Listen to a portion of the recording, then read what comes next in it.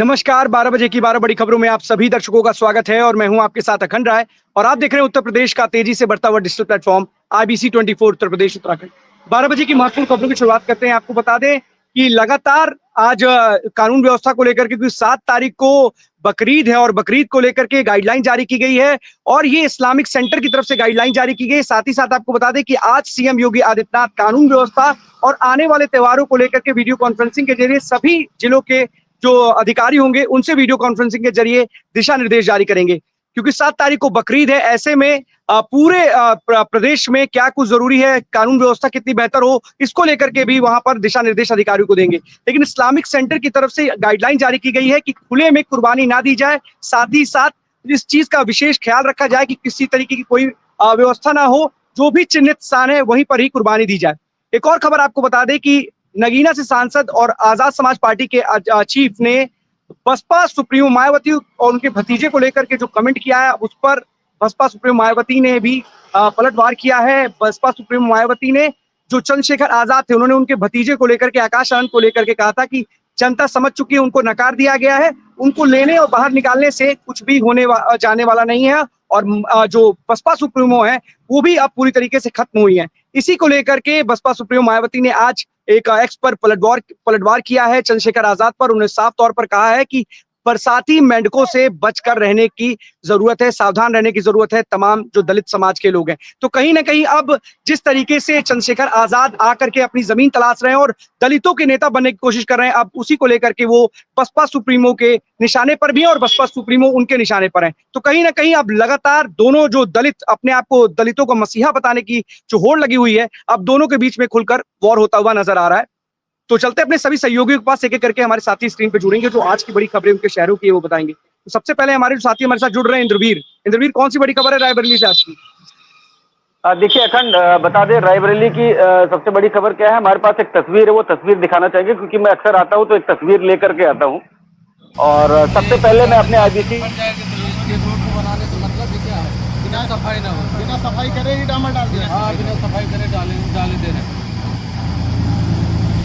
साफ सफाई कुछ दिया नहीं, बिना मटेरियल दिखाई दे रहा है, जो भी है ऊपर से यार।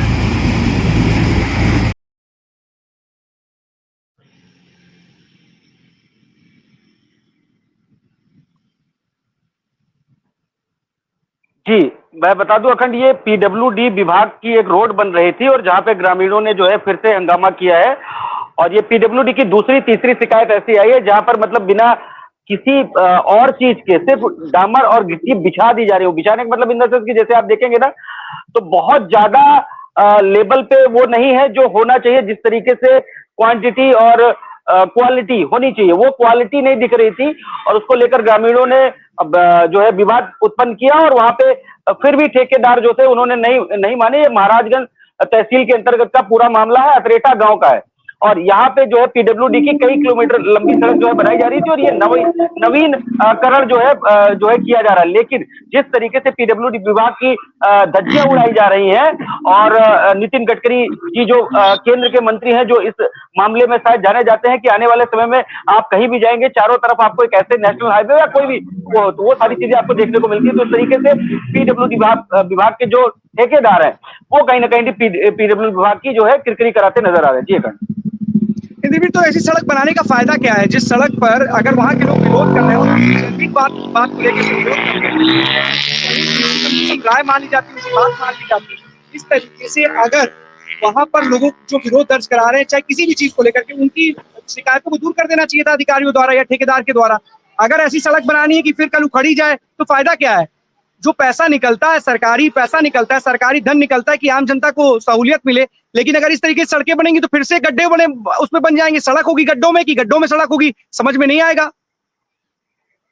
अखंड, एक तो कहना होता है कि बरसात तो जाने दीजिए, ये छिटपिट बारिश में जिस तरीके से क्वालिटी थी, मतलब रोड पे बजरी जो होती है वो बिछा दी जा रही है और डामर थोड़ा सा, तो उसको लेकर के कहीं ना कहीं दूसरी चीजें दिख रही है कि मतलब एक सरासर जो है सिर्फ पैसा अपना पास कराने के चक्कर में ठेकेदार इस तरीके की लापरवाही बरत रहे हैं और विभाग को ही चूना लगा रहे हैं जिस विभाग से उनकी रोजी रोटी चल रही है। इसमें गलती सबसे बड़ी अखंड, देखिए अभी मैं बात करूं, अगर अभी एक मामला डलमऊ क्षेत्र के निकल के आया था जिसमें जेई कॉन्ट्रैक्टर और जो विधायक थे जो है सपा के मनोज पांडे, उनके पत्नी के ऊपर भी आरोप लगा और इसमें एफआईआर तक दर्ज हुआ।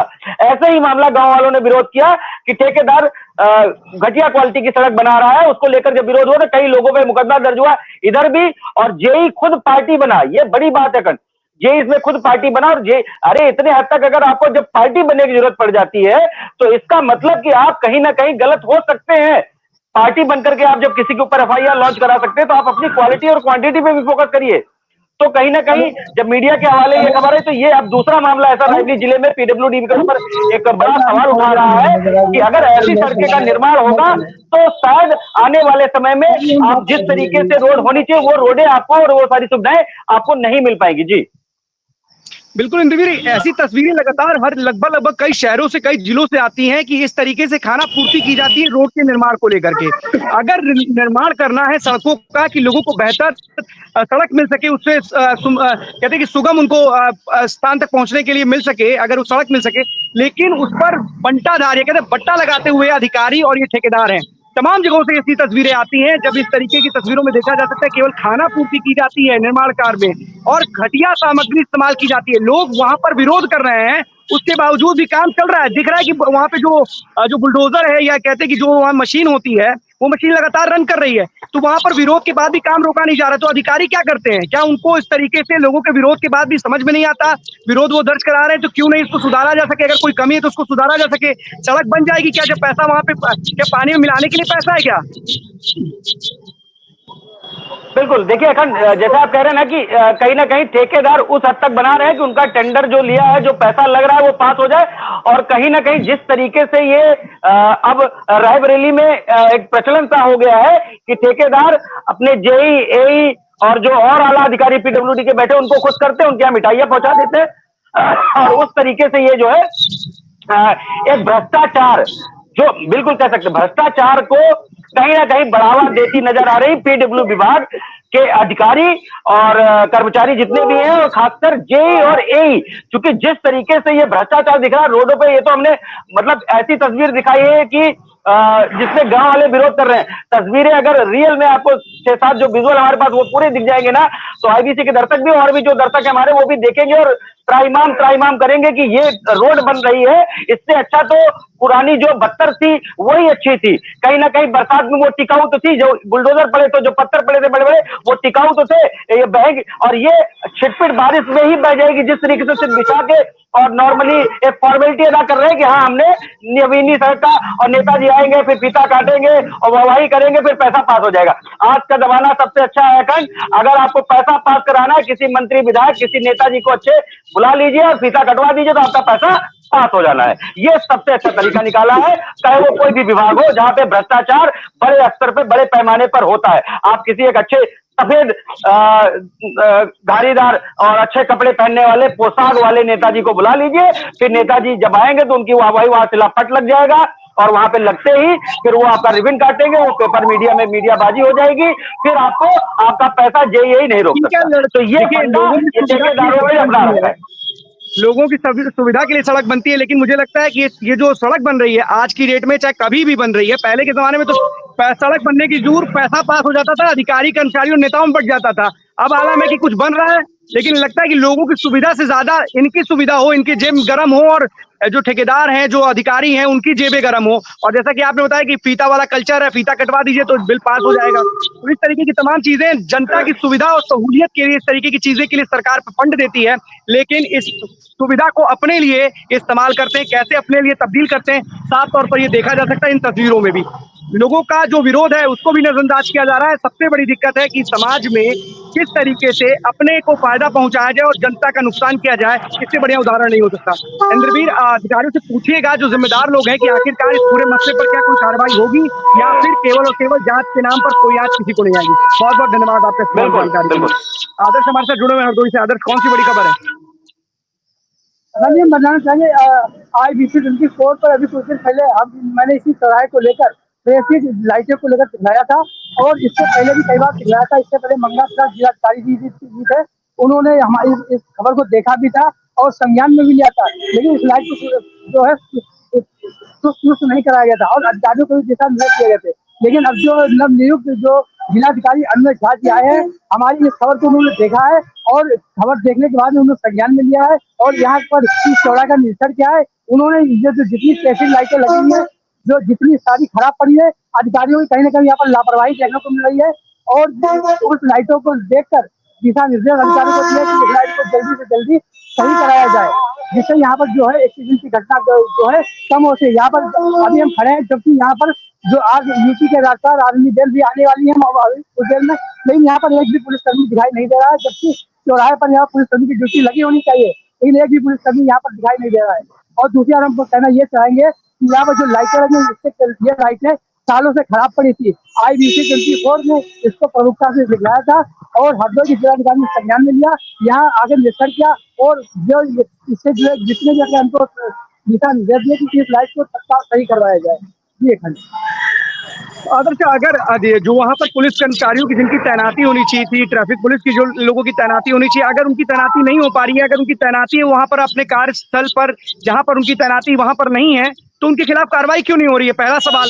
दूसरा सवाल, अगर कई दिनों से ये लाइट से बंद पड़ी हुई है, लाइट लगने का फायदा क्या है? जनता की सहूलियत के लिए लगी है कि खंबे पर लटकने के लिए लगी है? अगर जिलाधिकारी ने, नए जिलाधिकारी जो है उन्होंने संज्ञान लिया है तो बड़ी बात है, लेकिन क्या जो जिम्मेदार और लोग हैं, क्या उनको इस वो लाइटें खराब नहीं दिख रही है क्या? उसके लिए उनको कोई वो नहीं करना चाहिए, कोई इसका निष्कर्ष नहीं निकालना चाहिए, कैसे इसका समाधान होगा, कैसे खराब लाइटें सही होंगी? केवल ये पोल पे लगने के लिए लाइटें आई हैं क्या, कि जनता की सहूलियत के लिए आई हैं? जी अखंड जी, हम वहीं पर खड़े हैं, हमारे पीछे आप देखो लाइट लगी हुई है, लेकिन न तो ये चल रही है न कोई काम करे। अगर हम पूरा राउंड करके हम चौराहे को नजारा दिखाएं, यहाँ पर एक भी ट्रैफिक पुलिस नहीं खड़ा है, जबकि ड्यूटी है यहाँ पर खड़ा। अगर इस समय ये सबसे ज्यादा चालू रोड है यहाँ हरदोई लखनऊ रोड, बंद लाइटों के भरोसे कभी कभी ऐसा होता है ना, आजकल मान लिया जाए कि टेक्नोलॉजी की जरूरत है और टेक्नोलॉजी में हमने कैमरा लगा दिया है और लाइट लगा दी है अपने आप से सुगम। ये नोएडा और दिल्ली नहीं है कि यहाँ की जनता इतनी सहूलियत, यहाँ राजधानी लखनऊ में भी अगर लाइट्स बंद हो जाती हैं तो लोगों को कोई मतलब, ये चलती हुई लाइट पे ट्रैफिक क्रॉस कर जाते हैं। तो ट्रैफिक पुलिस की तो कम से कम व्यवस्था होनी चाहिए। इन लाइटों और कैमरों के भरोसे थोड़ा छोड़ देंगे आप पूरी जनता को, ट्रैफिक की व्यवस्था तो बदहाल हो जाएगी। यहाँ पर कहीं ना कहीं ट्रैफिक पुलिस की भी लापरवाही देखने को मिल रही है। अगर ट्रैफिक पुलिस की बात करें तो हम इस मौके पर खड़े चौराहे पर, इस समय एक भी ट्रैफिक पुलिस यहाँ पर नजर नहीं आ रहा है। और एक जो खड़े देखिए दिखाएं, ये मोबाइल से बात कर रहे हैं दरोगा जी, देखिए ये पीछे वहाँ देखिए, ये दरोगा जी पीछे खड़े हैं, ये बात कर रहे हैं, इनको बात करने से टाइम मिल रहा है, लेकिन अगर कोई हादसा से जिम्मेदार कौन होगा? जिम्मेदारी इनको समझ में आ रही है कि शायद जो जरूरी कार्य है उससे ज्यादा जरूरी उनको बातचीत करना लग रहा होगा, इसलिए वो बातचीत कर रहे हैं। फिलहाल अधिकारी से पूछेगा कि आखिरकार जो लाइटें लगी हुई है क्या खंबे पर लटकने के लिए आई है, क्या कि कुछ काम करने के लिए आई है? बहुत बहुत धन्यवाद आपका तमाम जानकारी के लिए। और राजेश हमारे साथ जुड़े हुए कुशीनगर से। राजेश, कौन सी बड़ी खबर है? इस समय मार्ग दुर्घटना है, लगातार आए दिन मार्ग दुर्घटना हो रही है, लेकिन अधिकारी इसको संज्ञान में नहीं ले रहे हैं। लगातार परिवहन विभाग और जो यातायात पुलिस होती है हर वर्ष कहीं ना कहीं जागरूकता अभियान चलाती है, लोगों को जागरूक करती है, यातायात नियमों का पाठ पढ़ाती है, लेकिन इस यातायात नियम को पाठ का जनपद वासियों पर कहीं भी कोई असर होता नहीं दिख रहा है और आए दिन सड़क दुर्घटना हो रही है। कहीं देखा जाए तो नाबालिग बच्चे सड़कों पर फर्राटा भर रहे हैं गाड़ियों को लेकर के, एक एक गाड़ी पर 3-3 से लेकर के 4-4 बच्चे बैठ रहे हैं और लहराते हुए गाड़ियों को कर रहे हैं कि 3-3 4-4 लोग बैठ करके चल रहे हैं। ठीक है, उनके पेरेंट्स को नहीं समझ में आ रहा है, बच्चों को समझ में नहीं आ रहा है, जनता को समझ में नहीं आ रहा है, तो जो 4-4 लोग बैठ करके चल रहे हैं गाड़ियों पर, तो ट्रैफिक पुलिस या पुलिस कहाँ नजारा दे क्या? ऐसे लोग के खिलाफ सख्त कार्रवाई करे।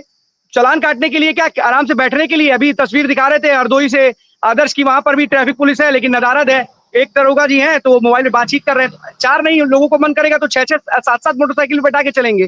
पुलिस वालों को जागरूकता अभियान से, इस देश में जागरूकता अभियान चलाने का कोई मतलब नहीं है। क्लासेस थोड़ी ना लग रही है कि क्लास लगेंगी कि ऐसे बच्चे मत करिए वो मत करिए, लोग बैठा करके चलिए। जागरूकता अभियान चलाए, उससे कोई मतलब नहीं है। यहाँ पर सख्त नियम जब तक नहीं चलाया जाएगा तब तक इन लोगों को समझ में नहीं आएगा। तो ट्रैफिक पुलिस की जिम्मेदारी है ना, इस तरीके से जो नियम विरुद्ध या कहें नियम को तोड़ने का काम कर रहा है उसके खिलाफ सख्त कार्रवाई की जाए। तो पुलिस वाले कहाँ नदारद रहते हैं?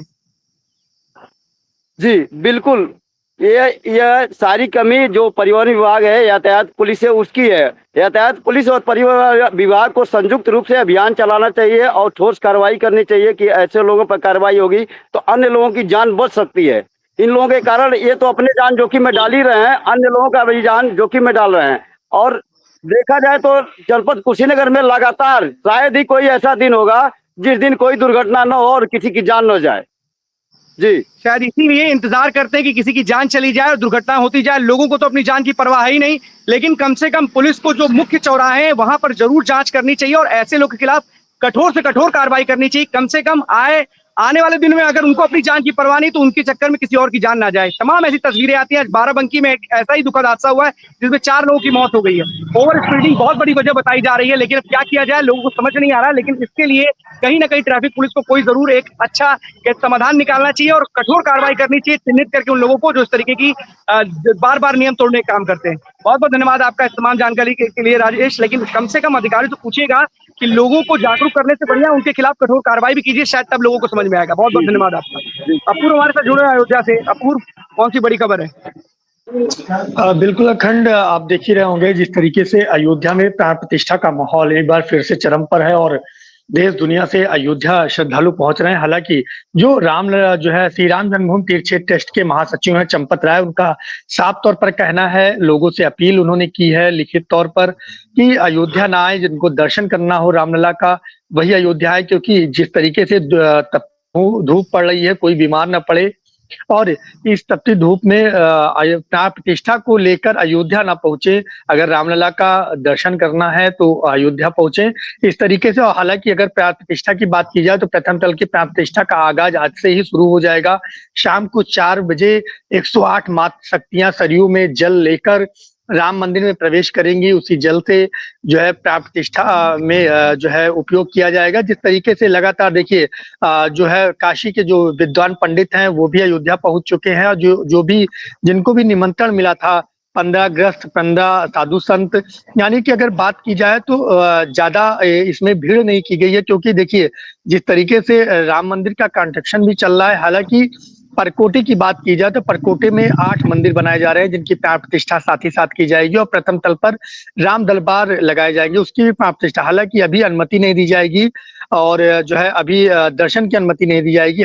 कुछ समय बाद प्राण प्रतिष्ठा के कुछ समय बाद दर्शन करने की अनुमति हो जाएगी। हालांकि उसके लिए बकायदा पास बनेगा और अनुमानित बताया जा रहा है कि दिन भर में लगभग 2 से 2,500 3,000 लोग ही वहां पर दर्शन कर सकते हैं। ऐसी व्यवस्थाएं बनाई जा रही हैं अभी शुरुआती दौर में, लेकिन पूर्ण रूप से राम मंदिर सज कर संवर कर तैयार है और शाम को 108 मातृ शक्तियां सरयू में जल लेकर कथा मंडप तक जाएंगे। उसके बाद प्राण प्रतिष्ठा का आगाज हो जाएगा और 5 तारीख को मुख्यमंत्री योगी आदित्यनाथ मुख्य यजमान के रूप में नजर आएंगे और प्राण प्रतिष्ठा में भाग लेंगे। और साथ ही साथ उसी दिन उनका जन्म दिवस भी है और साथ ही साथ श्री राम जन्मभूमि तीर्थ क्षेत्र ट्रस्ट के जो अध्यक्ष हैं नित्य गोपाल दास, उनका जन्मोत्सव भी मनाया जा रहा है, उसमें भी वह शिरकत करेंगे। और साथ ही साथ सरयू महोत्सव मनाने की जो कवायद है जो है मुख्यमंत्री योगी आदित्यनाथ को अभी कुछ समय पहले ही जो आरती समिति के जो पदाधिकारी हैं, जो अध्यक्ष हैं, उन्होंने बकायदा आमंत्रित किया था और उस दिन भी वहां पहुंचेंगे और सरयू महोत्सव का आगाज भी साथ ही साथ किया जाएगा। यानी कि कुल मिला के करें कि तो 5 तारीख को 5 जून को एक भव्य दिव्य अयोध्या दिखने वाली है, क्योंकि उस दिन 3 कार्यक्रम है और मुख्यमंत्री योगी आदित्यनाथ मुख्य यजमान के रूप में तीनों जगह मौजूद रहेंगे। बिल्कुल अपूर्व, पूरी अयोध्या को सजा दिया गया है और जो एक अलौकिक दृश्य देखने को मिलता है अयोध्या नगरी में। लेकिन प्राण प्रतिष्ठा एक बार फिर हुई राम दरबार की 5 जून और बड़ा ही अद्भुत दिन भी है। और क्योंकि उस दिन ना सिर्फ प्राण प्रतिष्ठा राम दरबार की होगी बल्कि 7 मंदिरों की भी, साथ ही साथ सीएम योगी का जन्मदिन में और चीफ गेस्ट के रूप में वहां पर वो पहुंचेंगे। तो सबसे बड़ी बात है कि अयोध्या नगरी अगर उस दिन बात की जाए तो तमाम तरीकों से कहीं ना कहीं चर्चा का केंद्र बनी रहेगी। एक और बात क्या निकल करके सामने आ रही है कि तमाम जो अयोध्या के जो लोग हैं, जो वहां के जो बीजेपी के नेता हैं, वो सीएम योगी के जन्मदिवस के मौके पर अस्पतालों में फल वितरण का कार्यक्रम करेंगे और जन सेवा का भी कार्यक्रम करेंगे। ऐसी भी खबरें आ रही हैं। क्या कुछ कार्यक्रम रखे गए हैं? क्या भाजपा की तरफ से कुछ रखा गया वहां पर अपूर्व? देखिए अखंड, मैं साफ तौर पे कह दूं कि चाहे वो मुख्यमंत्री योगी आदित्यनाथ हो, चाहे प्रधानमंत्री नरेंद्र मोदी हो, जो इनका जब भी देखिए ये शुरुआत से ही रहा हो, चाहे वो सब विपक्ष के रहे हों, चाहे पक्ष के रहे हों, जब भी उनके राष्ट्रीय अध्यक्ष का ऐसा कोई कार्यक्रम होता है, जन्मदिवस होता है, तो उनके छोटे पदाधिकारी जो स्थानीय लेवल पे है, वो कुछ ना कुछ कार्यक्रम आयोजित करते रहते हैं। तो जिस प्रकार से जैसा कि आप कह रहे हैं और जहाँ पे हो भी रहा है कि मुख्यमंत्री योगी आदित्यनाथ सूबे के मुखिया हैं, तो उनके जन्मदिवस को लेकर अयोध्या नहीं सभी प्रदेशों की बात की जाए तो हर जगह कोई ना कोई कार्यक्रम तो हो ही रहे हैं, लेकिन जनसेवा की बात की जाए तो जिस तरीके से मुख्यमंत्री योगी आदित्यनाथ लगातार जनसेवा करते आए हैं, तो उनकी दृष्टिगत देखते हुए लगातार जो है यहाँ के जिलाधिकारी हो, यहाँ के जिला अध्यक्ष हो या पार्टी से जुड़े हुए लोग हो, वो लगातार जनसेवा करते हुए नजर आएंगे और जनसेवा करते ही रहते हैं, क्योंकि जिस तरीके से सूबे के मुख्यमंत्री योगी आदित्यनाथ लगातार जनसेवा में लिप्त रहे हैं और जनसेवा करते आए हैं, तो कहीं न कहीं उनका जन्मदिवस है, एक सुनहरा मौका है और लोगों को जनसेवा के जो है उन्होंने प्रेरणा दी है। तो जिस तरीके से उनकी भावना को देखते हुए जो यहाँ के कर्मठ जो भाजपा के पदाधिकारी हैं, वो लगातार सेवा करते तो दिखेंगे और कुछ एक नया पखवाड़ा भी चलाने का अनुमान लगाया जा रहा है कि सीएम योगी के जन्मदिवस को लेकर कुछ सप्ताह, कुछ सफाई अभियान, फल वितरण यानी कि जो विशेष कार्यक्रम होते हैं वो लगाने के अनुमान लगाए जा रहे हैं। जी। हाँ, बिल्कुल अपूर्व, बहुत सही बात आपने बोली कि तमाम ऐसे नेता हों, चाहे वो पक्ष के हों, चाहे विपक्ष के हों, उनके जन्म दिवस के मौके पर तमाम जो पार्टी कार्यकर्ता होते हैं, उनके चाहने वाले लोग होते हैं, वो इस तरीके के तमाम कार्य करते हैं। लेकिन जिस तरीके से 5 जून गंगा दशहरा का दिन है और प्राण प्रतिष्ठा राम दरबार की है, उसी दिन सीएम योगी का जन्मदिन भी है, तो ऐसे में कुछ अलग ही नजारा जरूर अयोध्या में देखने को मिलेगा, बल्कि पूरे प्रदेश में भी सीएम योगी को लेकर के जो कार्यकर्ता है, जो उनके चाहने वाले हैं, वो तमाम इस तरीके का आयोजन जरूर करेंगे। लेकिन जो आपने सबसे अधिक जो महत्वपूर्ण जानकारी दी कि अयोध्या इस वक्त सजी हुई नजर आ रही है, पूरी की पूरी अयोध्या नगरी, और आज से ही सारे कार्यक्रम की शुरुआत हो गई है, क्योंकि 5 तारीख को राम दरबार और मंदिरों की भी प्राण प्रतिष्ठा का कार्यक्रम रखा गया है। बहुत बहुत धन्यवाद आपका इस महत्वपूर्ण जानकारी के लिए। जितेंद्र हमारे साथ जुड़े हुए बस्ती से। जितेंद्र, कौन सी बड़ी खबर है? बिल्कुल अखंड, बस्ती से बड़ी खबर की बात की जाए तो जिस तरीके से गर्मी को लगातार गर्मी देखी जा रही है, फिलहाल टेम्परेचर लगातार बढ़ते जा रहा है। फिलहाल मैं पहली खबर अखंड बता दूं आपसे, ये गर्मी से रिलेटिव है। दूसरी खबर पे अगर मैं जाऊंगा तो वो भी आपको बता दूं कि वो क्राइम को लेकर, लेकिन पहली खबर बता दें अखंड की गर्मी को लेकर लगातार जिस तरीके से देखा जा रहा है कि सड़कों पे गाड़ियां खड़ी रहती है, अचानक से आग लग जाती है। फिलहाल एक बड़ी घटना अखंड बस्ती में होते होते कहीं ना कहीं बच गई। आपको बता दें कि जो है मध्य प्रदेश से एक एलपीजी जो है ट्रक जो है वहां से चढ़ा था, एक कैप्सूल वहां से आया था। फिलहाल ढाबे पे वो खड़ा था, जो कि उसमें जो ड्राइवर था उसका परिवार भी साथ में था। फिलहाल ढाबे पे वो लोग खाना खा रहे थे, लेकिन जैसे ही वो लोग खाना खा रहे थे वहां पे अचानक से जो है ड्राइवर के केबिन में आग लग जाती है। फिलहाल स्थानीय लोगों के द्वारा और जो वहां पे जो वाटर सप्लाई थी उसके द्वारा लगातार उसको पानी डाला गया, रोका गया, लेकिन गनीमत यह रही कि अखंड जो कैप्सूल था कहीं ना कहीं उसमें आग नहीं लगी। अगर हो सकता अगर लग जाती तो शायद जो बड़ा कैप्सूल था हो सकता था कि बड़ा नुकसान कहीं ना कहीं बस्ती में देखने को मिलता। फिलहाल आपको बता दें कि लगातार गर्मियों को देखते हुए गाड़ियों में भी आग लग जा रही है। शहर में लगातार पिछले 3 दिन से मैं बात करूं तो रोज डेली कहीं ना कहीं ऐसा है कि गाड़ियों में जो है आग लग जा रही है। फिलहाल अगर गर्मी को लेकर लगातार जिस तरीके से ये माहौल इस तरीके से गर्म हो रखा है और लोग परेशान भी है। फिलहाल अब देखना होगा कि मौसम कब साथ देता है और कब इस बरसात का आनंद लोग ले पाएंगे। अखन ये बस्ती से है। दूसरी खबर की अगर मैं बात करूँ अखन, तो सबसे बड़ी चीज है कि अखन क्राइम को लेकर सबसे बड़ी बात है, क्योंकि लगातार बस्ती में कुछ दिनों से जैसे कि लगातार आईबीसी अपने दर्शकों को दिखा दे रहा है कि लगातार क्राइम किस तरीके से बढ़ता जा रहा है। 5 साल के नाबालिग बच्चियों के साथ दुष्कर्म हुआ, फिर उसको जो है पुलिस उसका मुठभेड़ कर दी है, लेकिन दूसरे बच्ची के साथ लगभग अखन मेरे ख्याल से 15 दिन से अधिक का समय हो गया। फिलहाल पुलिस अभी तक किसी की बरामदगी तो नहीं कर पाई है, डीएनए टेस्ट के लोगों को भेजा, लेकिन वहीं अगर बात की जाए तो पिछले 3 दिन से लगातार बस्ती में एक के बाद एक डेड बॉडियां लगातार मिल रही है अखंड, क्योंकि इस जानकारी कुछ लोगों की पहचान भी हुई है, लेकिन ये बॉडी कहाँ से आ रही है, कौन इनकी हत्या कर रहा है, फिलहाल लगातार पुलिस अभी लगी हुई है, लेकिन किसी भी तरीके से कोई भी खुलासा, कोई भी जानकारी अभी तक इस हाल में अखंड पुलिस की तरफ से नजर नहीं। फिलहाल जिस तरीके से अब उत्तर प्रदेश के नई डीजीपी ने कमान संभाल रखी है, वहीं बस्ती की अगर बात करें पुलिस महानिदेशक उन्होंने भी कमान संभाली है। लगातार वो दौरा भी कर रहे हैं आसपास के जिलों का, क्योंकि मंडलीय बस्ती जो एक मंडल है तो मंडल का जो जिला है वो काफी बड़ा जिला है। लगातार दौरा कर रहे हैं, क्योंकि मध्य रात्रि को भी अचानक से वो जो है थाने पे पहुंच जाते हैं, कोतवाली में पहुंच जाते हैं। फिलहाल आगे देखा कि जो क्राइम बस्ती में बढ़ा है पिछले 1 महीने में, जो क्राइम बढ़ा जो उस क्राइम को कंट्रोल करने के लिए क्या नीति बनाई जाती है, किस तरीके से कंट्रोल किया जाता है, क्योंकि चोरियां भी बढ़ गई है, हत्याएं भी बढ़ गई है, और यहाँ तक कि अखन बता दें कि पुलिस के सामने जो है ईंटें तक चलने लगते हैं। बस्ती का ये इस तरीके का माहौल प्रेजेंट टाइम में अखन आप बस्ती में देखने को लॉ एंड ऑर्डर की बात की जाए पूरे तरीके से ध्वस्त है बस्ती में इस समय अखंड। तो जितेंद्र, अगर लॉ एंड ऑर्डर ध्वस्त है अगर बस्ती में, तो उसके लिए जिम्मेदार तो वहां का सबसे बड़ा अधिकारी जो पुलिस का होगा, उसके ही ऊपर ही सारे, उसके ही कंधों पर जिम्मेदारी होगी। अगर अच्छाई आपके कंधों पर है तो बुराई भी आपके कंधों पर आएगी। तो क्या ये माना जाए, जिस तरीके से आप बता रहे हैं कि बस्ती में लॉ एंड ऑर्डर की जो स्थिति है वो ध्वस्त हो चुकी है, तो उसके लिए जिम्मेदार अधिकारी के ऊपर एक्शन होना चाहिए कि नहीं होना चाहिए, चाहे जो भी हो? अगर जिम्मेदार अधिकारी अगर जिम्मेदार नहीं है, तो जो लोग जिम्मेदार है उनके ऊपर एक्शन होना चाहिए कि नहीं होना चाहिए?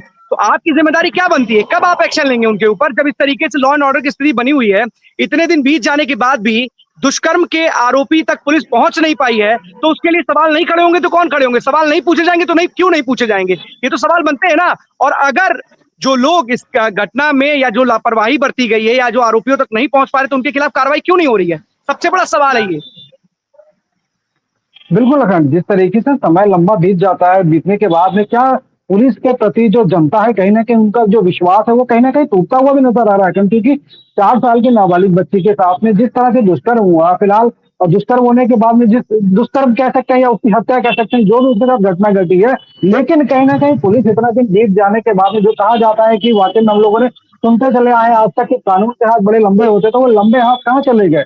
पुलिस के पास में उनके इतने तंत्र होते हैं कि वो वाकई में अपराधियों तक लेकिन पहुंच जाते जितेंद्र, हैं। तो ऐसा फिलहाल नहीं है। कहाँ अगर ये चले बात गए के सर? बिल्कुल कानून के हाथ लंबे होते हैं और पुलिस के पास बहुत अच्छी सूचना होती है। शायद यही कारण है कि राजधानी लखनऊ में भी कई ऐसे मामले कि 24 घंटे के भीतर ही पुलिस की गिरफ्त में आए हैं। और बस्ती में भी एक मसला था, उसमें भी एक आरोपी गिरफ्तार कर लिया था पुलिस ने। ऐसा नहीं कि उसकी तारीफ नहीं की जाएगी, लेकिन अगर आप कहीं पर चूकेंगे, आपसे कोई कहीं गलती होगी, आप अपराधी तक नहीं पहुंच पाएंगे, तो सवाल आपके ऊपर खड़े होंगे और सवाल उठना लाजमी भी है। ऐसा नहीं कि सवाल हम आपके ऊपर नहीं उठाएंगे। अगर हम आपकी तारीफ करेंगे तो जो आपसे कमियां हैं उसके लिए हम शिकायत भी करेंगे, आपको बताएंगे भी कि आप क्यों नहीं कर पा रहे हैं, और अगर जो जिम्मेदार हैं तो उनके खिलाफ कार्रवाई क्यों नहीं बनी। सबसे बड़ा सवाल तो ये है। बिल्कुल अगम, जिस तरीके से जो भी घटनाएं घटी हैं फिलहाल अभी तक लगातार कोई कार्रवाई नहीं हुई है, लेकिन ठीक है, लोगों को जिस तरीके से लगभग जो मेरे ख्याल से अगर 50 से अधिक लोगों को उठा लिया गया, उनसे पूछताछ की गई, डीएनए सैंपल के लिए भी चले गए जांच करने के लिए। फिलहाल डीएनए रिपोर्ट जब आएगी तब देखा जाएगा उसमें क्या किस तरीके से।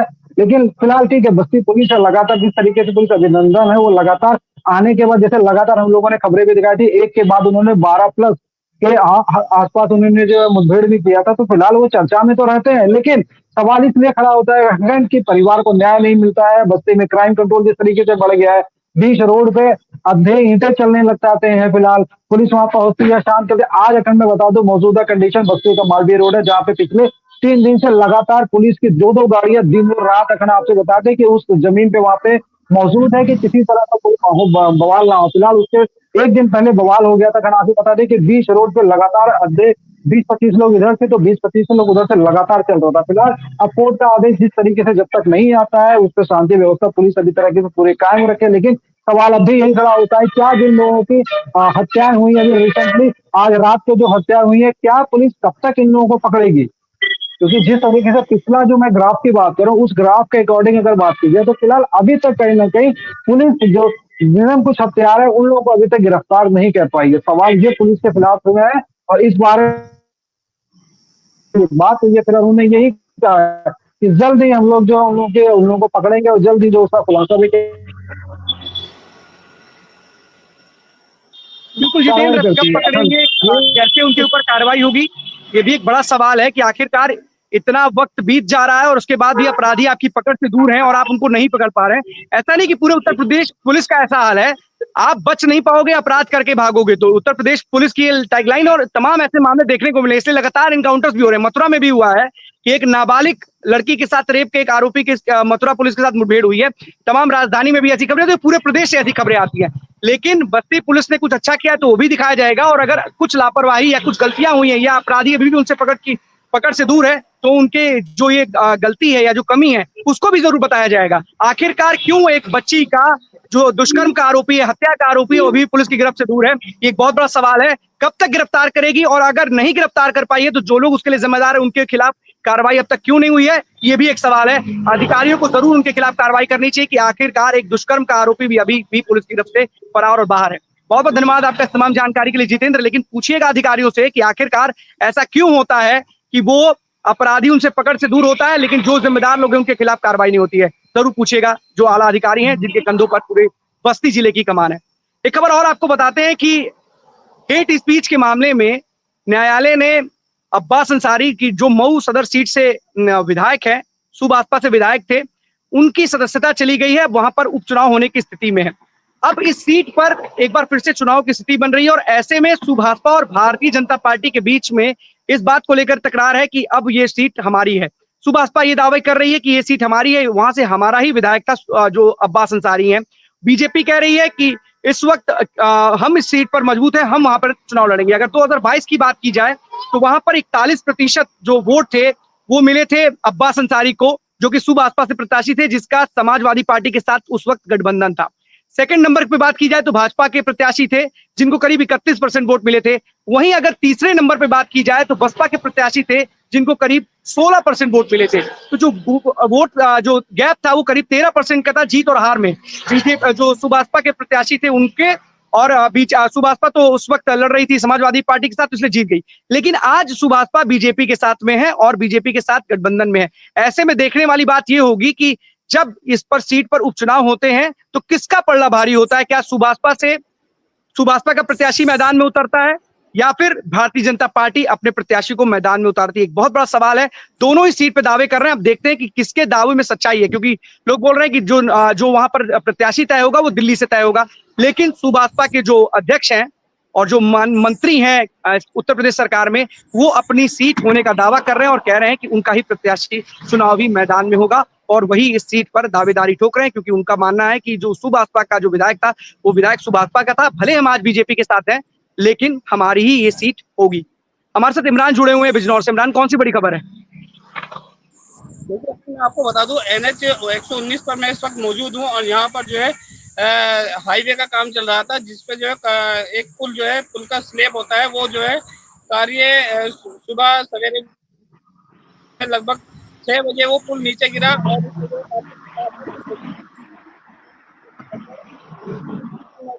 इमरान, आपकी आवाज नहीं आ रही है। प्राइवेट। हेलो, आप आ रही है इमरान, बताइए। देखिए, अगर इस पुल के नीचे जो है कुछ मजदूर लगभग 5 से 6 मजदूरों को और बाकी और मजदूरों की जो है मलबे में दबे होने की आशंका जताई जा रही है। और मंत्री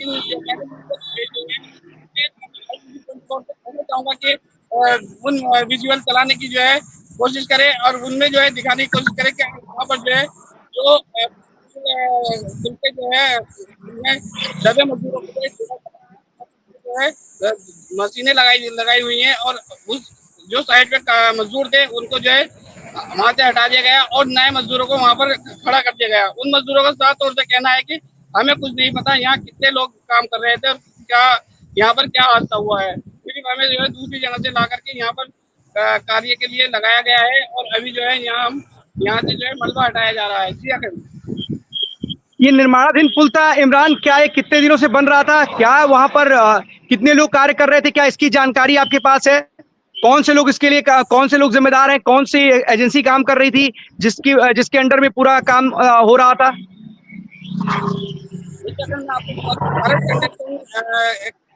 उसके अंदर जो है ये कार्य चल रहा था। ये जो है 4 लाइन का कार्य चल रहा है और काफी चल रहा है और जगह जगह पर जो है ये लोग कार्य कर रहे हैं।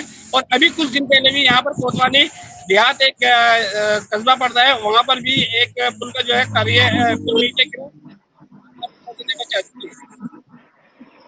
तो क्या राहत और बचाव के लिए क्या कोई टीम पहुंची हुई है इमरान वहां पर? जिला प्रशासन के कोई आला अधिकारी वो मौजूद है? क्या है वहां की स्थिति? से ही यहाँ पर जो है कार्य चल रहा है और अभी भी मलबे में कुछ कहा नहीं जा सकता। नीचे मलबे में कुछ लोग दबे हैं या वहां से जो है उन लोगों को हटा लिया गया है। मलबा काफी है, सरिये काफी हैं और ऊपर से जो है लगभग 5 से 6 मजदूरों को जो है अस्पताल में भर्ती करा दिया है, जिनकी इलाज चल रहा है। जी अखंड, बहुत बहुत धन्यवाद आपका इमरान, इस तमाम जानकारी के लिए। नजर बनाए रखिएगा और अपडेट देते रहिएगा IBC को। बहुत बहुत धन्यवाद आपका इस तमाम जानकारी के लिए। तो 12 बजे 12 बड़ी खबरों में आज के लिए बस इतना ही। कल हम आपके सामने फिर से होंगे हाजिर। तब तक के लिए दीजिए हमें इजाजत। धन्यवाद।